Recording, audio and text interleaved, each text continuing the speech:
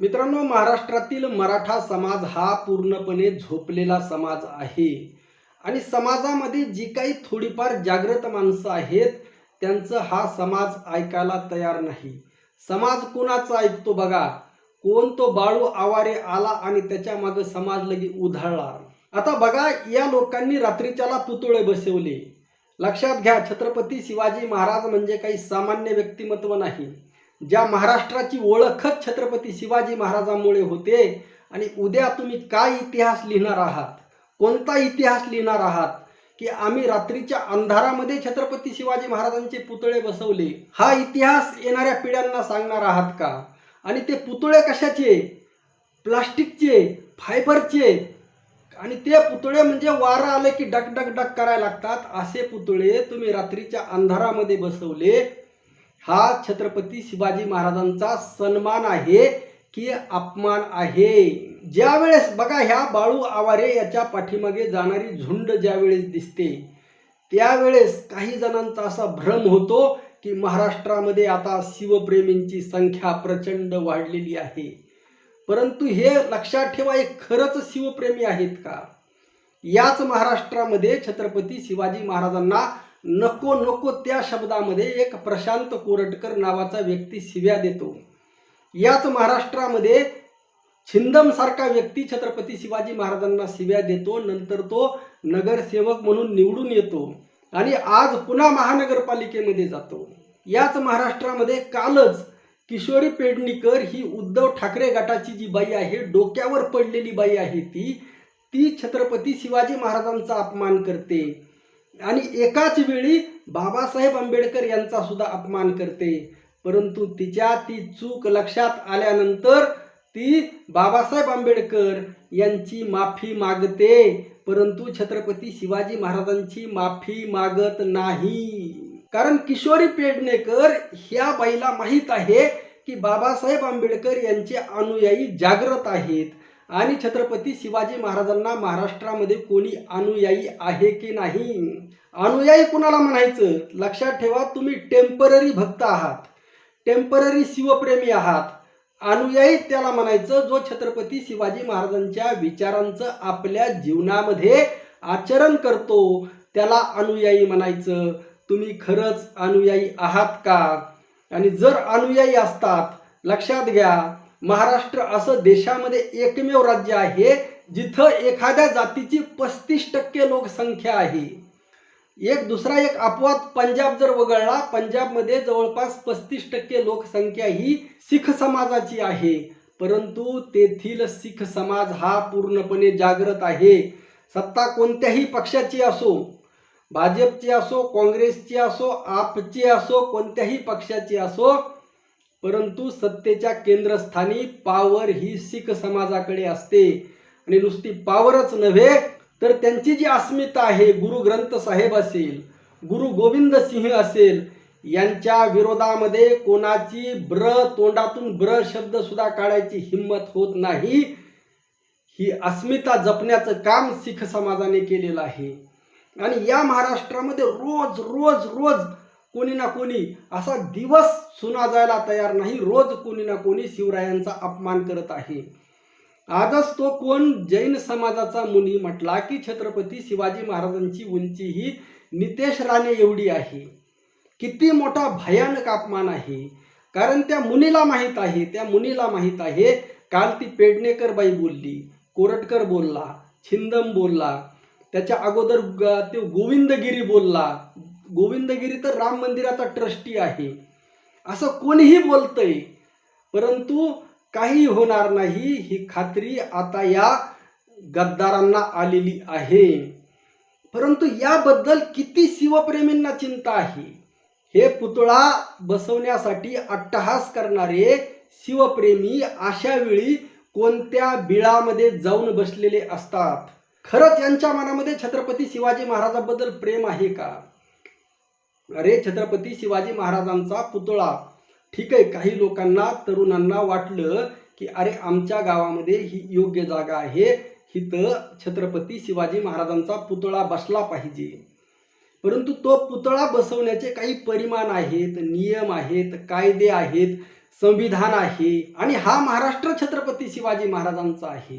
जर आपण एक राहिलोत, एक साथीने राहिलोत, एक दिलाने राहिलोत, तर तिथं तो पुतळा सहज बसवला जाऊ शकतो. अगदी सहज शक्य आहे. अशी अनेक उदाहरणं आहेत.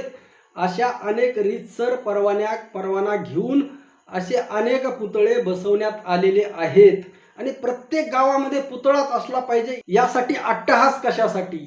काही गावामध्ये छत्रपती शिवाजी महाराजांच्या नावाने ग्रंथालय उभा करा, प्रत्येक गावामध्ये करा आणि त्या ग्रंथालयामध्ये शिवचरित्र अस्सल, छत्रपती शिवाजी महाराजांची बदनामी करणारं नव्हे, अस्सल शिवचरित्र, ऑथेंटिक शिवचरित्र, महात्मा फुलेंचं साहित्य, शाहू महाराजांचं साहित्य, बाबासाहेब आंबेडकर यांचं संपूर्ण साहित्य आणि तुकाराम महाराजांची गाथा, ज्ञानेश्वरी, संत साहित्य, सकळ संत गाथा हे साहित्य ठेवा, वाचा. तिथं जाऊन तास 2 तास तिथं गप्पा मारा, शिवचरित्रावर गप्पा मारा, संत साहित्यावर चर्चा करा. आणि गावागावामध्ये जर असं ग्रंथालय उभं राहिलं, गावागावामधल्या युवकांच्या डोक्यामध्ये जर छत्रपती शिवाजी महाराज गेले, बाबासाहेब आंबेडकर गेले, महात्मा फुले गेले, शाहू महाराज गेले, तुकाराम महाराज गेले, ज्ञानोबाराय गेले, संत एकनाथ महाराज गेले, तर या महाराष्ट्रामध्ये गुलामी कधीच येणार नाही.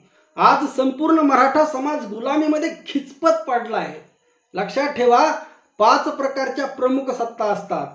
सगळ्यात महत्वाची सत्ता असते वरची धर्मसत्ता, 2 नंबरची सत्ता असते राजसत्ता, 3 नंबरची सत्ता असते अर्थसत्ता, 4 नंबरची सत्ता असते शिक्षण सत्ता आणि 5 नंबरची सत्ता असते प्रचार आणि प्रसार माध्यम सत्ता. यातील एकही सत्ता मराठ्यांच्या ताब्यामध्ये नाही, ना धर्म मराठ्यांच्या ताब्यामध्ये आहे. आज धार्मिक दृष्ट्या मराठा समाज हा पूर्णपणे ब्राह्मणांचा गुलाम आहे. लक्षात ठेवा, काही जण म्हणतील की ते हिंदू नाहीत का? लक्षात घ्या, ते हिंदू आहेत, 100% आहेत. मग ते हिंदू आहेत तर मराठा हिंदू नाही का? ओबीसी हिंदू नाही का? दलित हिंदू नाही का? मग सगळ्यांना पुजारी बनण्याचा अधिकार नाही का? सर्व समान का नाहीत? याचा विचार कधी केला आहे का? याचा विचार संतांनी केलेला आहे, याचा विचार महामानवांनी केलेला आहे. मग हा शिवविचार कधी तुम्ही घेणार आहात? छत्रपती शिवाजी महाराजांनी स्वतःच्या मुलाला धर्मपंडित का बनवलं? संस्कृत का शिकवलं? लक्षात ठेवा, अगदी छत्रपती शिवाजी महाराजांचा राज्याभिषेक करणारा गागा भट्ट स्वतः म्हणतो की छत्रपती संभाजी महाराजांसारखा विद्वान संस्कृत पंडित या पृथ्वी तलावर नाही. म्हणजे धर्माच्या बाबतीत प्रत्येकाला अधिकार असले पाहिजेत आणि ते अधिकार मराठ्यांनी काबीज केले पाहिजेत. लक्षात घ्या, इंद्रजित सावंत म्हणतात की वर्णव्यवस्था सुद्धा संपवण्याच्या दृष्टीने छत्रपती शिवाजी महाराजांनी पाऊल टाकलं होतं. छत्रपती शिवाजी महाराजांचा दुसरा राज्याभिषेक. छत्रपती शिवाजी महाराज कोणत्याही जातीचा द्वेष करत नव्हते, ना ब्राह्मणांचा, ना ओबीसींचा, ना 18 पगड जातीचा, कोणत्याही जातीचा धर्माचा द्वेष करत नव्हते. सर्वास पोटा असं लावणे आहे हे छत्रपती शिवाजी महाराजांचं धोरण होतं. परंतु याविषयी आपण पूर्णपणे झोपलेलो आहोत, जागृत नाहीत. हा शिवविचार आपल्या डोक्यामध्ये येत नाही. छत्रपती शिवाजी महाराज निर्व्यसनी होते, छत्रपती संभाजी महाराज निर्व्यसनी होते, जगद्गुरु श्री संत तुकाराम महाराज निर्व्यसनी होते. हा विचार आपण घ्यायला तयार का नाहीत?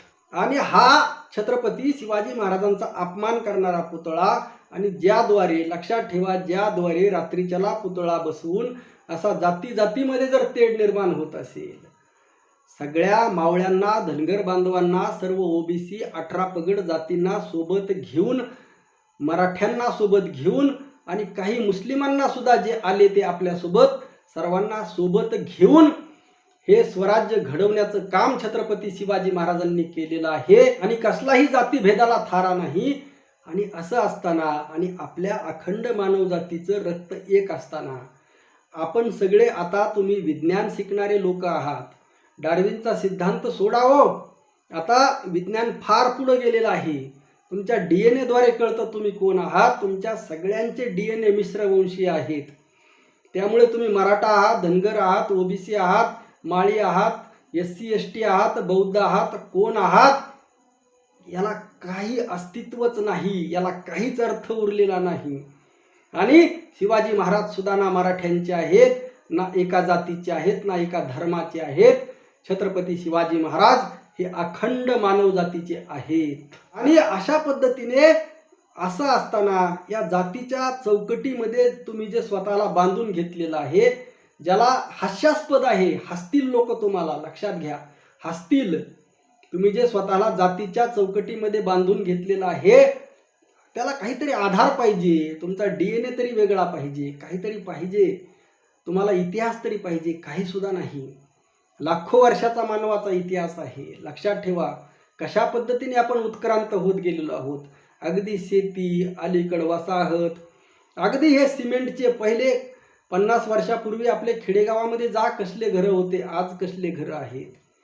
अगदी वाहनांचा शोध कधी लागला, ह्या मोबाईलचाच शोध कधी लागला, हे बघा तुम्ही. हे 4G 5G कधी आलं. या पद्धतीने तुमची जात धर्म या अगदी अलीकडच्या गोष्टी आहेत.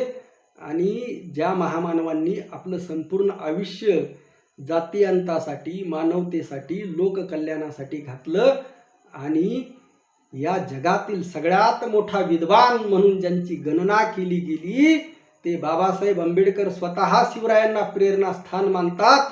एका मध्ययुगीन राजाला प्रेरणास्थान मानणं म्हणजे छत्रपती शिवाजी महाराजांमध्ये काहीतरी अलौकिक आहे, काहीतरी वेगळेपण आहे, काहीतरी खासियत आहे, काहीतरी गुण आहेत. आणि ते गुण घ्यायचे सोडून हे षड्यंत्र समजून घ्या. मला अगोदरच बोलायचं होतं, परंतु काय होतं माहिती आहे का, लगेच तुमच्या डोक्यामध्ये हे बसत नाही. परंतु काल मनोजदादा जरांगे पाटील बोलले, त्रिशूळ पाटील बोलले, अनेक जण बोलले, आशिष मगर सर बोलले आणि काही महाराज मंडळी सुद्धा बोलले. आमच्या बीड जिल्ह्यातील सुरेश महाराज जाधव सुद्धा बोलले. आणि त्यामुळे मी आज बोलत आहे. काहीतरी लक्षात घ्या, या मानसिकतेतून बाहेर या. हा बाळू आवारे मराठा समाजाचं नेतृत्व कधीही करू शकत नाही. किती पोरावर गुन्हे दाखल झालेले आहेत, त्यांचं करिअर, त्यांची परीक्षा. हो, शिवाजी महाराज डोक्यामध्ये घेणं म्हणजे तहसीलदार होणं, कलेक्टर होणं. आज एक किल्ला बांधणं म्हणजे तुम्ही एक पद काढणं होय, हे तुमच्या लक्षात येत नाही. आणि उलट इथे जर पोरावर गुन्हे होत असतील आणि शिवरायांना नावं ठेवणारे, शिव्या देणारे, बदनामी करणारे तुमच्यावर हसत आहेत, मोकाट हिंडत आहेत, तिथं तुमच्यावर एकही गुन्हा नाही त्यांना चोप दिल्याबद्दल, त्यांना जाब विचारल्याबद्दल. कसले शिवप्रेमी आहात तुम्ही? विचार करा, कधी विचार करणार आहात? जे अस्सल शिवप्रेमी आहेत, समाजातील ज्येष्ठ मंडळी आहेत, त्यांनी विचार करा, जास्तीत जास्त मत मांडा. रामकृष्ण हरी. जय जगद्गुरु, जय शिवराय, जय भीम.